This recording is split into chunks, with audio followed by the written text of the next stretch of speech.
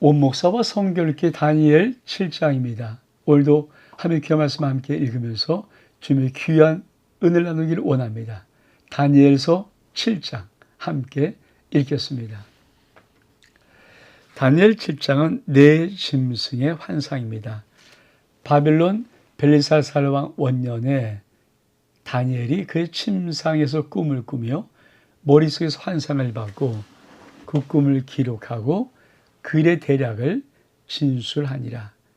다니엘이 진술에 이르되 내가 밤에 환상을 보았는데 하늘의 네 바람이 큰 바다로 몰려 불더니 큰 짐승 넷이 바다에서 나왔는데 그 모양이 각각 다르더라.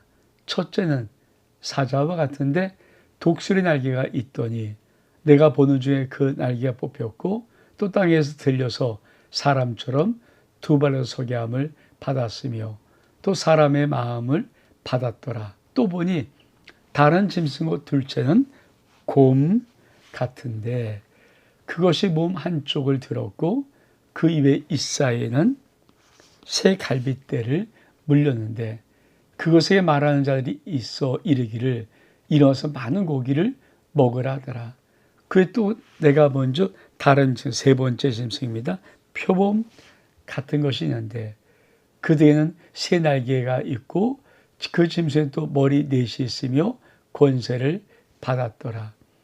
내가 밤에 환상 가운데 그 다음에 본 넷째 짐승은 무섭고 놀라우며 매우 강하며 쇠로 된 큰 이가 있어서 먹고 부서뜨리며 그 나머지를 발로 밟았으며 이 짐승은 전에 모든 짐승과 다르고 또 10뿔이 있더라.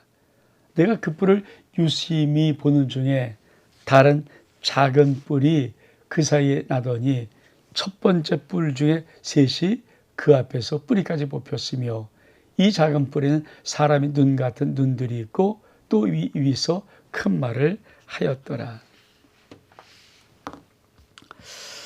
이 다니엘서가 구약의 요한계시록이에요. 구약의 묵시록입니다. 그러니까 환상도 많고 이상도 많습니다. 특별히 우리가 다니엘 7장에서 보는 이 네 짐승의 환상은 앞으로 역사가 어떻게 흘러갈 것인가는 아주 정확한 예언입니다. 우리 한번 네 환상을 먼저 그림으로 좀 만나 볼까요?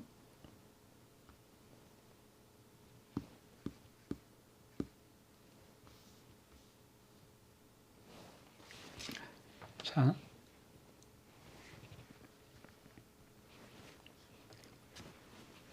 첫 번째, 그렇죠? 첫 번째 짐은 사자 같은데 날개가 있습니다. 물론 뒤날개가 부러지지만 역사적으로는 바벨론. 두 번째는 곰입니다. 곰. 요 곰은 입과 입에다가 새 갈빗대를 물고 있습니다. 이건 메대 바사입니다. 셋째는 그쵸. 헬라. 표범이에요. 표범. 표범의 이것은 헬라를 가리키고 네 번째는 아주 강한 이상한 날카로운 무서운 짐승 이것은 로마를 상징합니다. 요 네 그림. 그러니까 다니엘이 환상으로 꿈에 본 것이 이렇게 사자를 보았고 곰을 봤고 표범을 봤고 날카로운 어떤 무서운 아주 싸나운 네 번째 짐승을 보았습니다. 이것이 바벨론, 메데바사, 헬라, 로마를 가리킵니다. 여러분, 하나님이 다니엘에게, 다니엘이 포로를 끌려간 자 아닙니까? 근데 앞으로 어떻게 역사가 진행될 것인가를 아주 강하게 말씀하는 것. 이게 다니엘 7장의 핵심입니다. 우리 다시 한번 볼까요? 자, 다시 한번 본문으로 들어가겠습니다.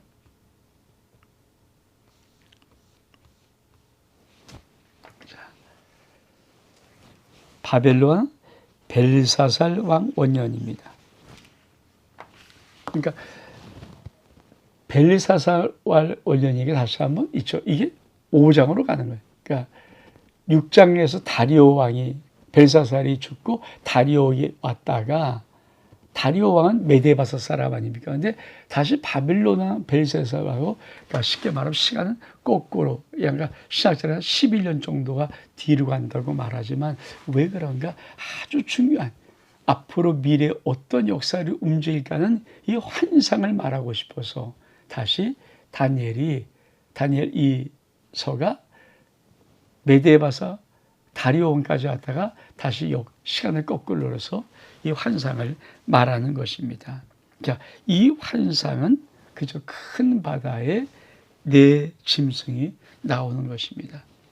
큰 바다. 그러니까 하늘이 네 바람이 큰 바다로 불리는 큰 바다라서 세상을 의미하고요. 거기에 큰 짐승 넷이 바다에 나왔는데, 그러니까 이 세상을 앞으로 어떻게 다스릴 것인가 하는 왕, 이런 부분들이 나오는 거죠. 자, 첫 번째 사자인데 독수리 날개가 있습니다. 근데 날개가 뽑혔고 땅에서 들려 사람처럼 두 발로 서게 담을 받았으며 사람의 미움을 받았더라. 그렇죠. 다시 한번 우리 볼까요? 첫 번째 뭐라고요? 독수리. 독수리. 바벨론을 말합니다. 바벨론. 독수리. 날개가 있는 것. 근데 날개가 뽑히는 의미를 가지고 있습니다. 여러분, 이걸 좀, 이게 아주 정확한 나라에 대한 예언이기 때문에 저도 좀 이걸 함부로 그냥 말할 수는 없어서, 그렇죠. 자, 첫 번째 짐승은 바벨론 나라를 상징합니다.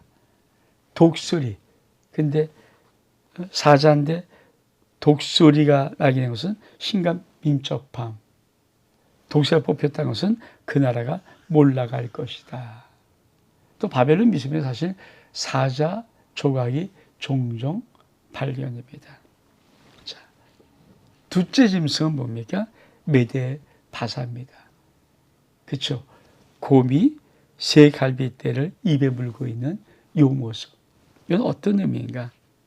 자, 둘째 짐승은 메대 바사인데, 그렇죠? 갈빗대를 물었다는 것은 사실은 그 메대 바사가 바빌론을 정복하고 리디아 소아시아를 정복하고 신학자입니다. 애국을 정복한 것을 상징한다. 이렇게. 그러니까 다니엘의 해석에 대한 신학적인 해석입니다. 자, 그러면 넷째 짐승은 무엇입니까? 그렇죠. 표범인데 이런 짐승이죠. 우리 한번 본문을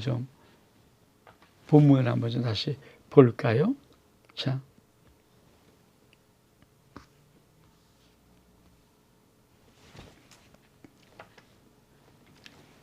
그 위에 세 번째 짐승을 보니까 표범이에요, 표범. 등에는 세 날개 넷이 있습니다. 그 짐승에 또 머리 넷이 있습니다. 권세를 받았습니다. 그러니까 요 세 번째 짐승은 그렇죠. 다시 보면은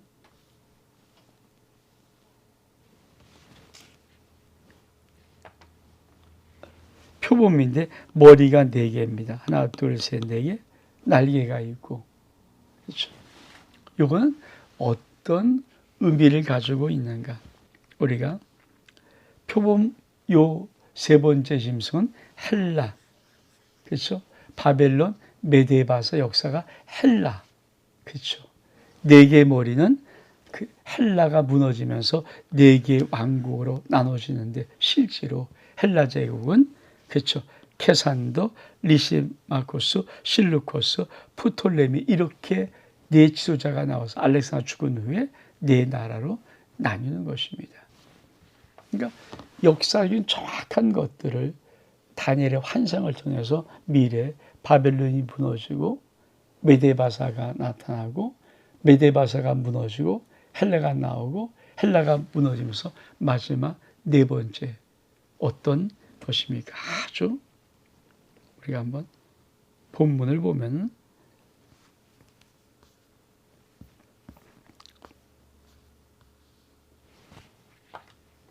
그렇죠? 네 번째 본 짐승은 무섭고 놀라우며 매우 강하고 새로 된 큰 이가 있어서 먹고 부서뜨리고 그 나머지를 발로 밟았는데 이 짐승은 모든 짐승과 다르고 또 열뿔이 있더라. 열뿔 나오는 것. 그렇죠? 그러니까 네 번째 짐승은 우리가 볼 때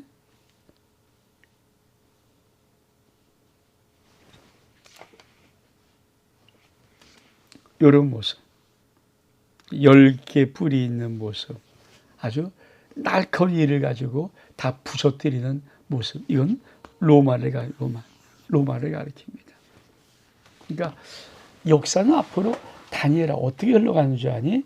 바벨론이 무너지고 메데바사가 나타나고 메데바사가 무너지고 그리고 그리스, 헬라 일어나고 알렉산더 대왕을 통해서 일어나고 그것이 네 나라로 나뉘면서 그 다음에는 로마가 되는데 로마에는 다시 열뿔이 나타날 것이다. 그러니까 역사가 어떻게 흘러갑니까? 사실은 이렇게 정확히 흘러간 거예요.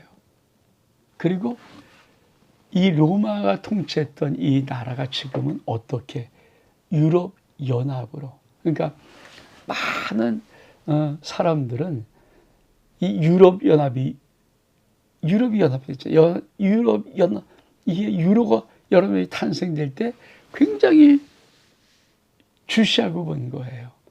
이게 앞으로 로마의 판도를 가졌던 그 나라, 그리고 10개 뿔이 있는 나라. 그러니까 이 10개가 열국이라는 10개 나라인지 어떤 의미든 상징적인 10개인데 여러분, 다니엘이 첫 번째 느부갓네살의 꿈을 보여주고 한성한 것입니까?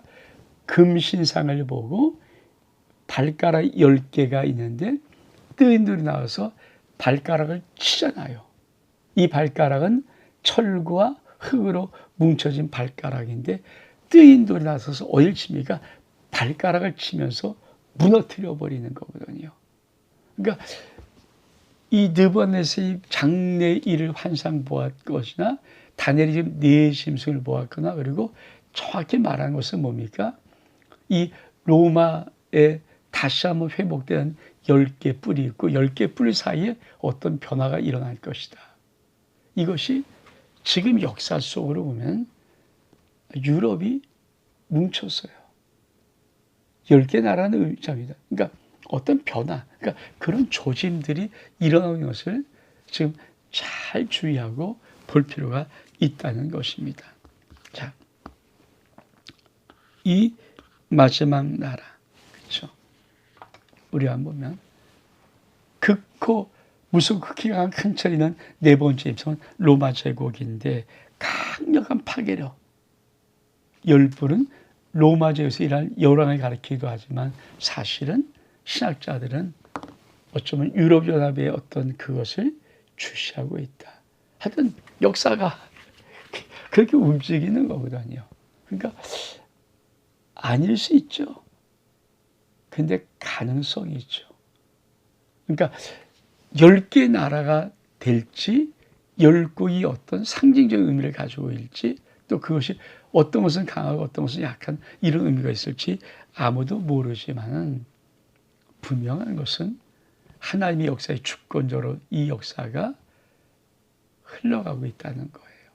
그리고 우리는 그것을 읽고 있는 것입니다. 참, 전 이거 하나만 보더라도 참 얼마큼 하나님의 역사가 대단한 것인가. 자, 우리 한번 그 다음 볼까요?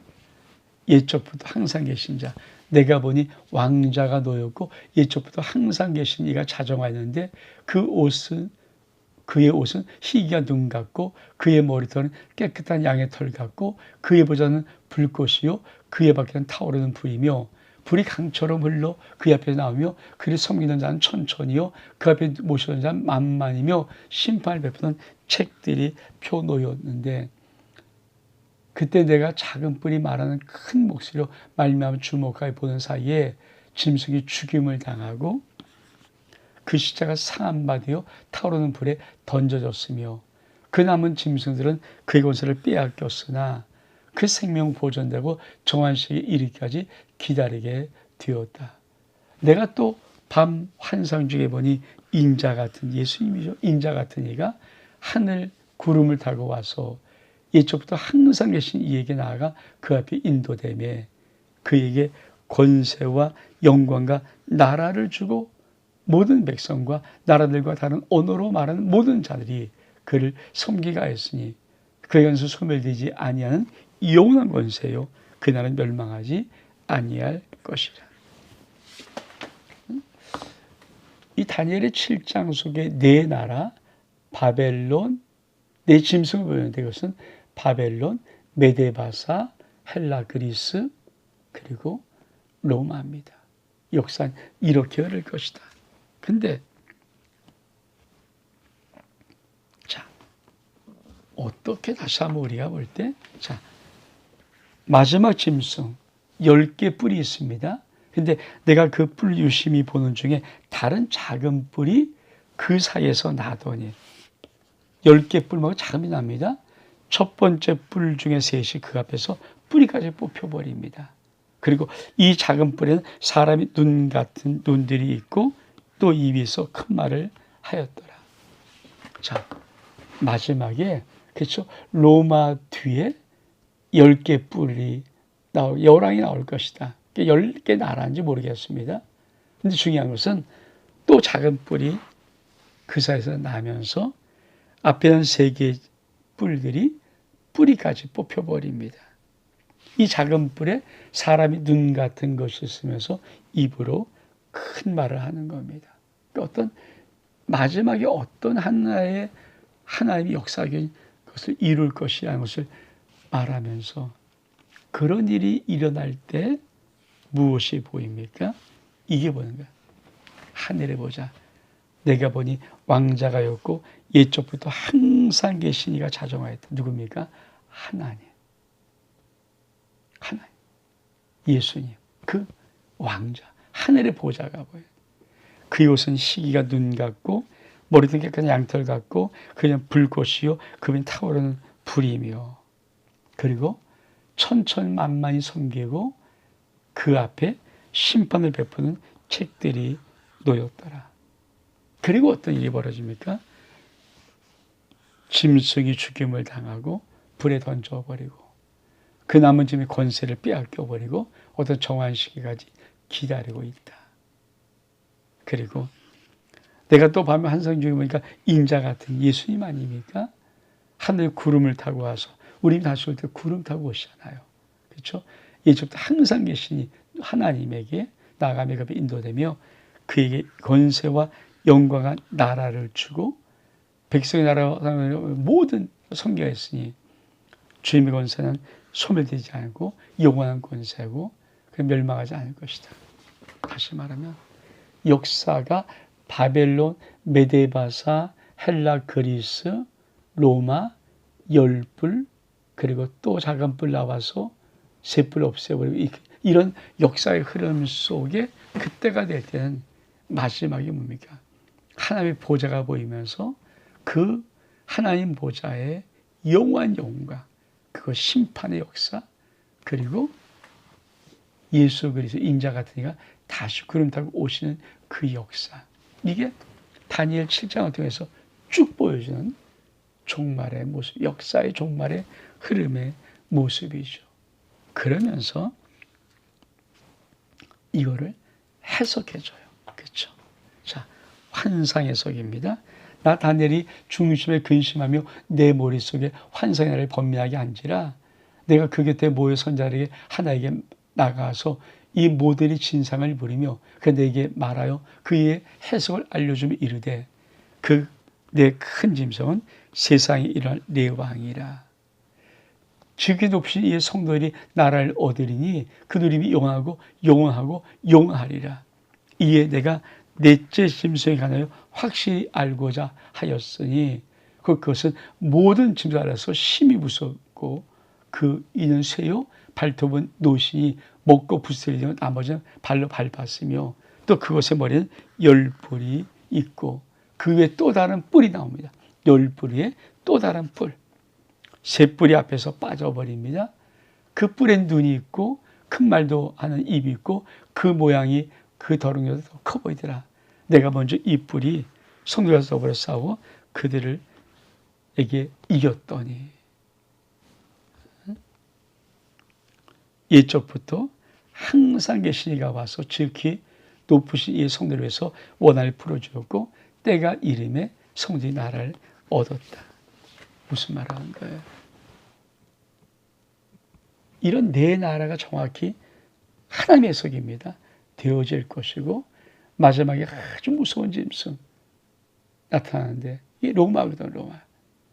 그리고 로마가 다시 회복되는 모습이 10가지 뿔인데 지금 어쩌면 유럽에 로마가 유럽, 이탈 중심으로 유럽을 뒤에 잡아놨으니까 그리고 다시 거기서 10개 나라, 유럽 연합이라는 것. 근데 유럽 10개 뿔이 중요한 게 아니라 다시 또 한 뿔이 나는데 이 뿔이 앞에 3뿔을 뿌려버린다. 이 역사가 이럴 때 뭡니까?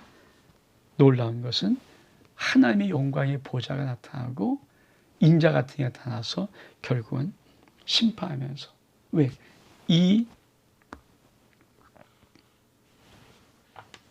자, 10개 뿌리는데 또 다른 뿔이 나와서 3뿔을 뽑아버리고 근데 이 또 다른 뿔이 뭡니까?